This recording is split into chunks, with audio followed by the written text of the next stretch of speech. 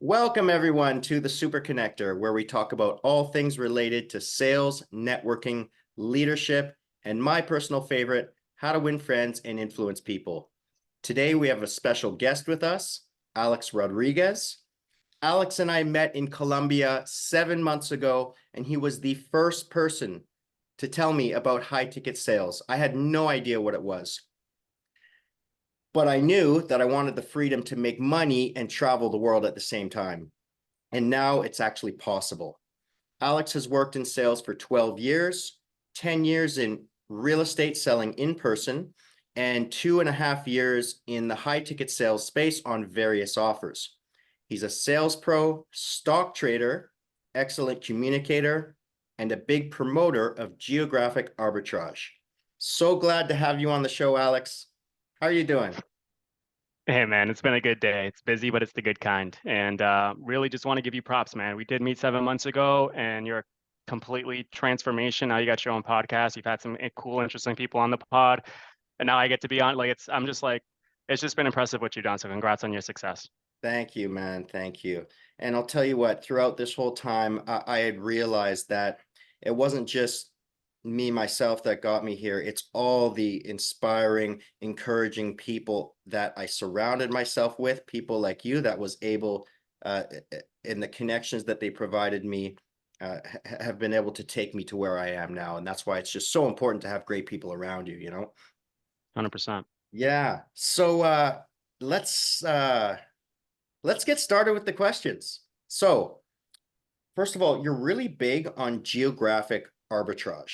So some people might not know what that means. Can you just explain what that is and why you're so passionate about it?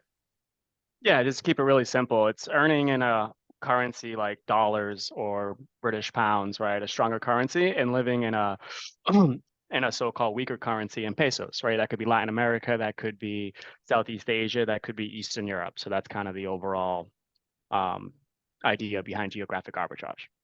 Yeah. And just with how inflation is these days, it's getting pretty crazy.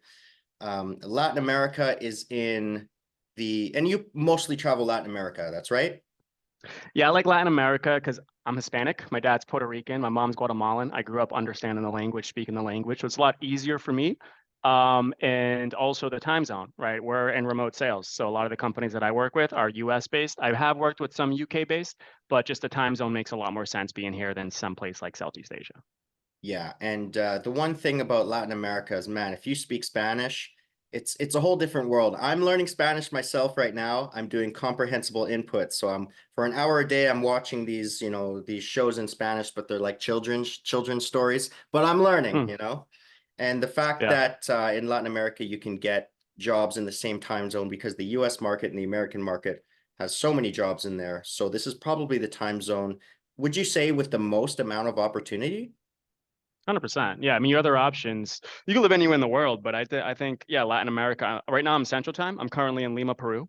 Yeah. When I was in Colombia, Mexico's 1 hour behind, so I think that's mountain, and then Colombia's like 1 hour ahead, so that's more like Eastern. But yeah, so it's basically U.S. time zone. It's perfect. Yeah, that's awesome. That's awesome. And you've traveled to a lot of different countries. I remember you did tell me Mexico, you taught me Colombia. Well, why don't you go over all the places you've been to and like what you love the most about them? I mean, dude, I'm pretty new at this, right? I don't think I've been to a lot of countries. So I started doing this in October 2022. I have a real estate background. I manage properties. I sold condos. I rented properties in Boston for 10 years. And around October 22, I just decided I'd already been in high ticket sales for maybe like a few months, but I had already replaced my income with that through real estate. So I was like, yeah, let's start traveling, let's start seeing the world, right? So I started in Medellin, Colombia.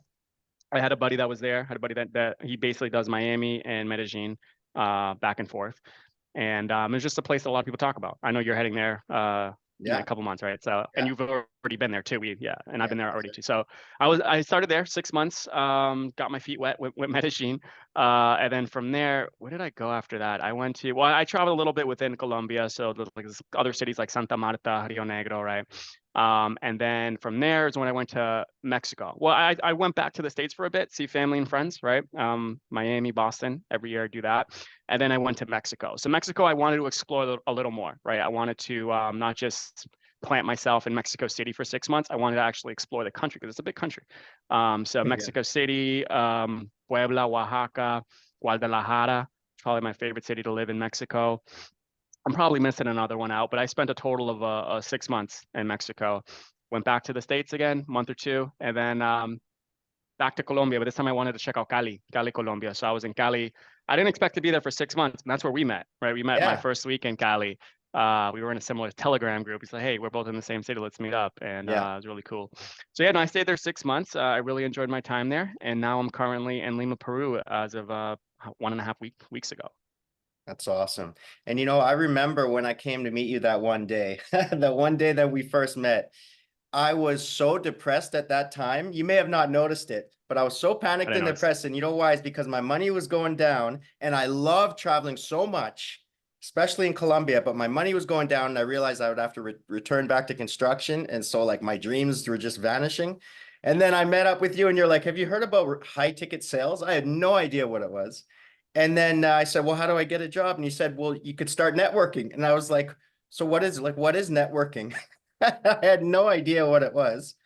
And but then yeah, you recommended JD Daily and the Undeniable Closer, and then since then, like everything changed. So that was really awesome. It's amazing how just one meeting that just I wasn't even planning to meet up with you because I was like, man, I just want to go home. But I had already made the meeting, so I was like, oh, I'm gonna hang out with this guy, whatever, try to cheer myself up. And what a change that can make. It just feels like random circumstances, but sometimes there might be serendipity involved. You never know, right? Yeah, no, 100%, man. I mean, you would ask a lot of questions, right? I know you didn't just go to JD or get help right away. It was like a maybe month or two process, right? Yeah, But everything, you always had questions. You took action with everything right away. Then finally, you were like, I think you were going to invest in like another program. And I was like, hey, just check out like this yeah, other one first because I see people getting good results over there. Just have a conversation. And then, yeah, that's when you basically, how you yeah. got to where you are now. Yeah. Yeah, and I appreciate that. And even before I joined UCM, I probably talked to about 20 different people that had remote sales jobs. And I reached a dead end everywhere. But as soon as I went to UCM, then it changed. Yeah. And then the podcast changed everything and it just keeps on going. So uh so yeah, I don't know what I asked you. Which is your favorite out of all the places you've traveled to? Was it Mexico mostly? Uh, to live, if we're talking to live, because that's really what I'm doing right now, man. I want to see where I want to spend most of my time in, you know. I don't like being in one place for the whole entire year. So I think for me, two cities, spend some time in the States, maybe for a month, for tax purposes. And yeah, call it a life, right? So for me, right now, I like Cali and I like Guadalajara, but right now I am still checking out different cities. So Peru, Lima is actually a nice city. I didn't think I would like Lima as much as I do. It has a lot going for it. The food is amazing. It's much better than some other places I've been to. Oh, really? It has the ocean, has the beach. Yeah, the weather's great. So Lima's impressed me so far, but I still want to check out Argentina. Argentina. I want to go to Buenos Aires. I want to go to Mendoza, Paraguay, Asuncion. So there's different cities that I want to check out, but eventually get to a point where, hey, these are my two base, and I'm just gonna like flip flop between those two throughout the year. So that's kind of what my goal is. Yeah, I've heard that from quite a few remote sales professionals or entrepreneurs that they travel around for a while and then they find one place that they just fall in love with, and they do usually go back and forth either to Canada or the United States or the UK, wherever they're from, and they kind of just have that lifestyle for years and years, but they love it, you know, they love it. And I think it's awesome. There are people in Canada we call snowbirds.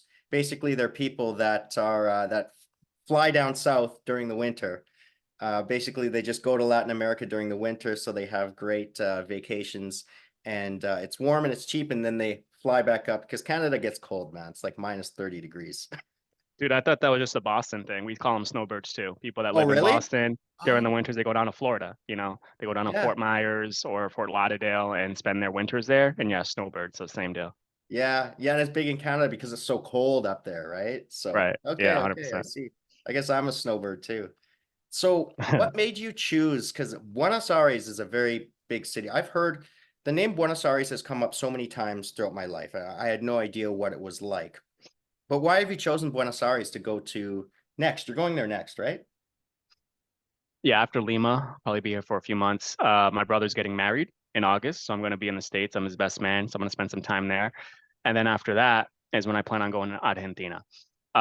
Reason for Argentina, I mean, it's pretty popular. Most people that I talk to have been to Mexico City, they've been to Medellin, they've been to places in Brazil like São Paulo or Rio Negro, and they've been to Buenos Aires, right? Yeah. So it's just probably it's the next big city that I want to check out. And the food is from what I hear is great. I love eating steak. I love eating meat. So the steaks there are amazing. They're obviously the restaurants there are great. They're obviously super affordable. You could eat as much steak as you want, basically. Yeah. So the combination of that, there are people too that I know. They're like in Lima too. There are people that are remote workers that do what we do here too. So that helps as well. But for me, it's just the next city to see if I like. Yeah, nice, nice. Yeah, it's interesting that you said that because I just started the carnivore diet a few days ago, and Yeah. it's just like yeah, it's like steak and eggs, a steak and bacon. It's I want to see how it goes though. Yeah, I'm getting Dude, back out to the here gym. Yeah, we got soltado in Lima, Peru. It's really freaking good. yeah, So they know what they're doing out here with food. Also the ceviche, of course, but I'm really enjoying the food scene here in Lima. good, good, awesome, awesome. Yeah, I can't wait to get back traveling again. So, what were the biggest differences that you noticed when you started working in high ticket sales compared to your, real estate, in-person real estate sales? What were the biggest differences? Yeah, that's a really good question, man. I thought I would just knock it out of the park. I thought I was going to be good because I've already had 10 years sales experience. I've never really had a job without sales. Like ever since college, when I was 19, I was an intern at a top 10 internship with Northwestern Mutual, basically selling life insurance and financial planning. And then I got my real estate license like right around there, like my sophomore year in college, right? So I was doing that for so long. The main difference is it's a totally different sale, man. Real estate, I'd say it's more like rapport building and eventually just letting someone make a decision. Whereas high ticket sales, I think you need more skills. You definitely need more skills. Um, I dove into my first role because of my background into a closer role for a pretty good company. They were like a personal development company for men. And within the first month, I think my close rate was like less than 20%. So I got off the rotation and I was like, holy shit, I need some work in Yeah, this area. You know yeah, what I mean? How yeah, to handle objections, how to ask difficult questions, right? During the discovery phase, those sorts yeah, of things. So yeah, it was definitely a difference. I think it just takes more, I guess it takes more skill, my opinion. yeah. And what were some of the, because I know that you're someone that constantly believes in always getting new training and always learning something new. Like who were some of the coaches out there that really helped you kind of change your style during the in high ticket sales? Yeah, I bought some different trainings. I read a lot of books. I like spin selling. I Oh, thought that's spin right. You selling is mentioned that to me. Who is spin selling? Neil Rocker or something like that, Neil Okay. something. But Yeah. it's a book, you know what I mean? But I think that book has a lot of good insights as far as with sophisticated sales, with like high ticket sales, you know what I mean? Yeah. Not just your regular sales, low ticket sales.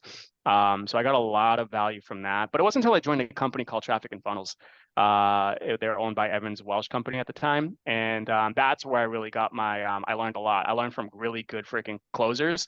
Yeah. Um, People like Peyton Welsh and his brother Taylor Welsh was the owner of the company. So that's really where I learned like, and they had really good sales training too. They had some really freaking good closers who are now like you might see them in the space. They're like either sales directors or they own their own companies, right? Just really good salespeople on that team, and that's where I started getting, oh, okay, this is how it's done. Now, I don't know if I heard you correctly. Did you say Bill Walsh and Taylor Walsh? No, Welsh, Oh, Welsh. Peyton Okay. Welsh, yeah, and Welsh. Taylor Okay. Welsh, I yeah. see. I see. Okay. And I do remember that you recommended Jeremy Miner to me. Is that Jeremy Miner? What do you think about Jeremy Miner's tactics compared to some of the other guys? Because they're quite different. Yeah, I know he's a popular name in the space. I've never invested into anything with Jeremy Miner. I think I purchased like a free training or something like that. But I don't know. I don't have too much to share on Jeremy Miner. Yeah. I just know a lot of people do follow his process. I know he's done a lot in this space too. So I don't have too much to add with him. Yeah. Jeremy Miner and also Andy Elliott are huge names right now. I've heard of Andy Elliott. Yeah, Yeah, yeah. He's a pretty hardcore guy. He he looks like a seems it. Navy SEAL. He talks like one and he acts like one. I tell you So, what, I did invest in some of Grant Cardone too. I think he was helpful with his prospecting and cold calling. hmm. So yeah, Grant Cardone, I've invested in some of his things. I think he was helpful during my journey.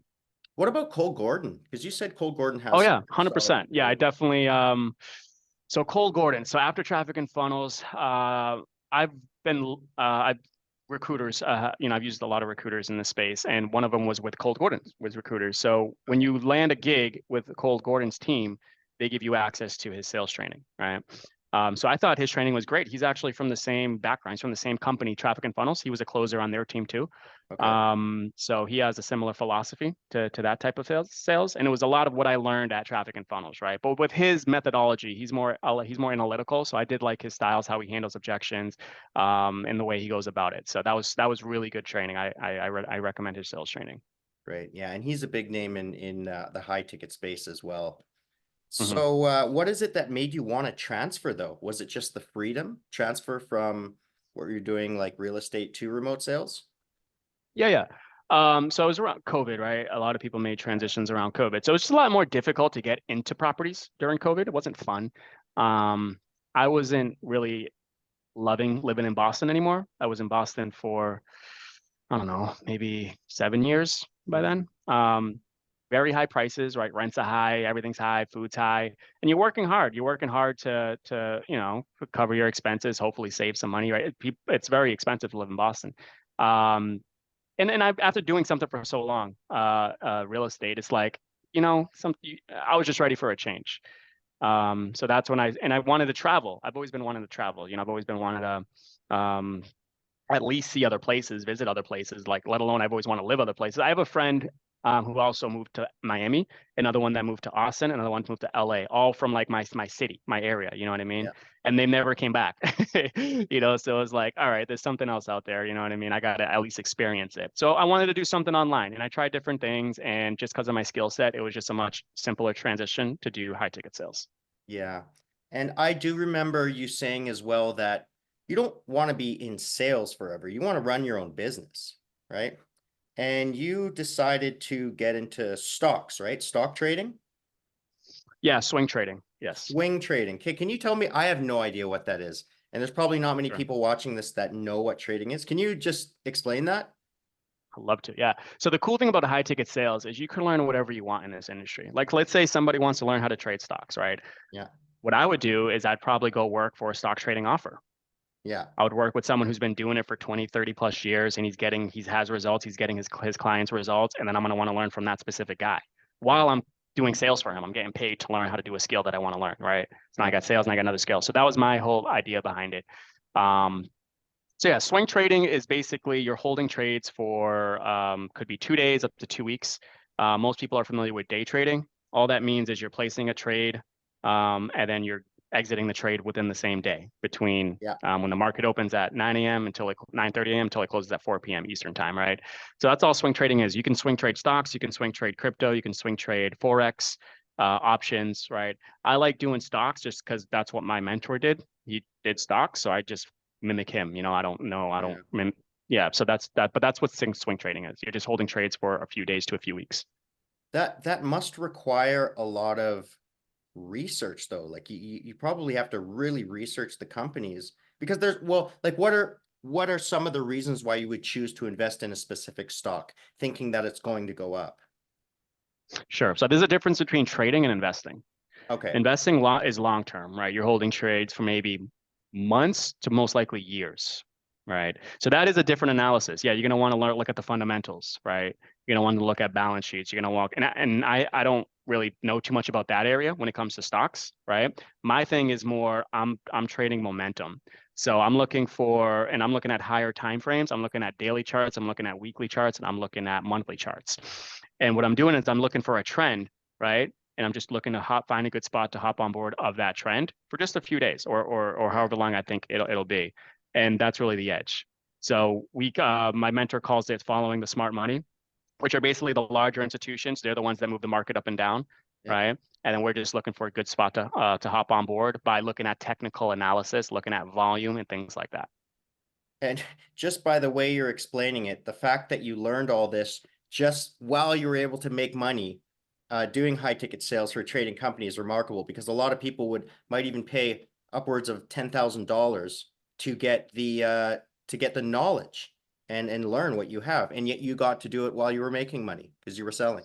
That's perfect. I think that's a great experience too. Yeah, I went to Palm Beach where he lives and his wife lives, and we hold events. Like I was immersed in this, for 18 months. I was with that offer. So yeah, if somebody now I'm with a company where we teach people how to buy existing profitable businesses. So whatever it is you want to learn, yeah, just I would say start there. I know a lot of people have trouble maybe finding their niche in this space. Like, hey, what type of offer I would work with, and there are other things to it. But just what's something that you would want to learn about? What's something that you might want to start a business in eventually? Those are some questions you might want to ask yourself to determine what offer you should be on. And for example, I need to learn more about marketing because I don't know much about marketing. And if I joined like some type of B2B offer where I was selling to companies a marketing strategy, I would have to know everything about the product. And can you imagine how much I would learn? The economic value of that is huge in the future when or if I want to start my own business, right?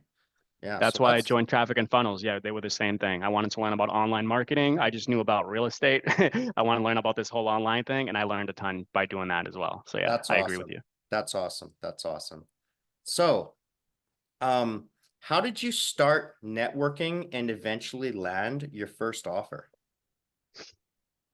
Yeah, so listen to a podcast. I'll just tell you. It's a podcast called Knowledge for Men. It's a men's podcast, and one day he just said, "Hey, I'm looking for a high ticket salesperson." You know what I mean? And I had already learned about this industry through like a product that I bought for like $97. And I was like, oh shit, I can just reach out to him. You know what I mean? And I leveraged my background. Okay, I already had sales experience, as you know, 10 years of real estate experience. So it was easier for me to land an interview and then to land the gig. But like I said, I wasn't ready. I thought I was ready, but I wasn't ready. I was on that offer for maybe 30 days. I closed less than 20%, and I was off the rotation. So now I had to do my own lead. I'll do my own outbound, which is fine. But I knew I wanted to learn more, build my skill set. So the next gig was honestly, again, it was just this time it was somebody reaching out to me. I was posting in a Facebook group my experience within high ticket sales, and it ended up being with a high ticket sales company. And they hired me, and I was with them for a few months. And then within that same organization was Traffic and Funnels. So I did very well with that first offer that I talked to my sales manager. I was like, hey, I want to get on with this side, with this offer. And it was an easy transition. So that's how I got there. And then later down the road, just recruiters. My other one was recruiters, and then just the connections I made. Right now, I work with a sales agency, and that's because most people know Nicky. That was from Traffic and Funnel days, right? So it's just being part of good sales teams, and hopefully making good connections while you're on those sales teams. Yeah, and I think it's why it's so important to find the right recruiters in this space, the ones that you trust, the ones that have good ethics and good values, and building relationships with those people. You can get job after job. It constantly go back to that. It becomes like that trust becomes like bankable equity that you can return to repeatedly. Because you know that they have good offers, and you make them look good too, because you go on and you sell for them, right? You sell for the companies they recommend you to. Yeah. So this is a little bit of a trickier one though. Well, more of a deep one. Like, what is your main philosophy when it comes to sales and influence? My main philosophy. I think all we're doing is we're helping people solve a problem. Yeah. So the reason why they're on the phone, the reason why they've made a request, whether that's in the form of a free training or whatever it is because there's something that's missing. Yeah. One of my managers says there's dogs and there's horses, right? A horse is someone that's looking to move away from something. So maybe that's your 9-to-5er who wants to feel like they want to be more in control, maybe spend more time with the family. They're trying to move away from something. That's what's making them motivated to want to make a change, right? Versus I'm sorry, that's a horse. So yeah, because a horse has a whip. A dog is someone who wants to chase the meat, right? Like I was on the phone with someone who's already sold. He's done over $1 billion. His last company was doing over $1 billion in revenue, and he sold that. So now he took 6 months off, and now he just wants to do the next thing, right? He wants to buy existing businesses, that stuff that he enjoys, right? He's more of the dog. He's chasing something, right? He's chasing fun. He just wants to have fun. So that's a different type of person. But at the end of the day, we're seeing what I guess what's motivating someone to make a change and helping facilitate that change, right? Yeah. Yeah, because I mean, they're going to you for expertise, right? And if you need to know what their problem is in order to guide them to their solution. And when you build the trust with them and they know that, oh, he is actually guiding me to the solution, well, then the sale will most likely come. Well, it depends, I guess. Sure. And some people could do it on their own, but at what cost? How long is it going to take you to do it on your own? And most people obviously are aware once they have experience in doing something that they've achieved. Most people want to just get the cheat code, right? Just show me the cheat code. Just show me what to do, and just that give me the quickest pass, least hassle. That's obvious. That's what we're selling. Yeah. So the last question I want to ask before we wrap up is, there's going to be a lot of people watching this podcast that are often brand new to the remote sales space, brand new to high ticket sales. Some of them have been working for maybe as long as a year. And a number of them haven't even had their first job yet. And they're just don't know how to network. They don't know what to do. They're afraid to reach out to people. Maybe they're nervous. Maybe they're looking for guidance, but they're unsure on what to do. What words of advice or inspiration would you have for them to help them get on their way? Yeah. Yeah, I mean, what I would tell my 19-year-old self, if I was just getting into this, I would just take a cold calling job. I would maybe work for a real estate agent or something like that. Just make cold calls, get experience, record my calls, get better maybe after a month, and then I can leverage that into networking. Whenever I land interviews, I can use my experience to maybe land an entry level role, maybe earn like 3 to 5K a month remote. I would tell myself, go remote as soon as possible. Don't do anything that's location dependent. For me personally, because I've always wanted to travel and have that freedom. So yeah, get a cold calling job, get some experience, get some reps, just get reps wherever you can get reps, get a bunch of reps. That's going to build your confidence. That's going to build your tonality. That's going to be able to leverage into your first gig. And then once you have that first gig, do the best job you can, work hard, a lot of volume, a lot of reps, and then leverage that to the next thing, right? So I would say just start getting reps any way that you can. Perfect. That's awesome. It's the experience that really makes a difference. And taking that imperfect action, going out, making mistakes, and then hopefully learning from those mistakes. And that's what's making me better. And I'm right in the beginning of my journey, but I have a feeling that I'm going to do pretty well because I have some good people around me and I'm willing to invest in mentorship. That's, I think, the biggest thing, which is so important that a lot of people need to take into consideration, investing in themselves. Yeah. And you're so quick to take action, man. Like any little thing, I remember when you asked me a little question, you would act on it like that same day. And then you'd ask me a question, and I'd be like, dude, this dude's for real. So I like that about you. If people have that trait, yeah, they'll succeed way faster. Yeah, cool. Thank you. Thank you. All right, Alex. So I'm so happy to have you on my show. This is awesome. This is our 7-month reunion. And what a difference there's been in both of our lives. And I'm going to Medellin. I was going to head down to Buenos Aires, but you're going there. Now I'm heading to Medellin. So I guess we won't be able to meet up. But, sometime down the line, we're still going to be connected. We're going to be in different areas of Latin America. We'll definitely meet up again one day, 100%, guaranteed. Yeah, for sure. Awesome. So I'm just going to end the recording here. I guess we'll just wave goodbye to the audience. See you later. Later.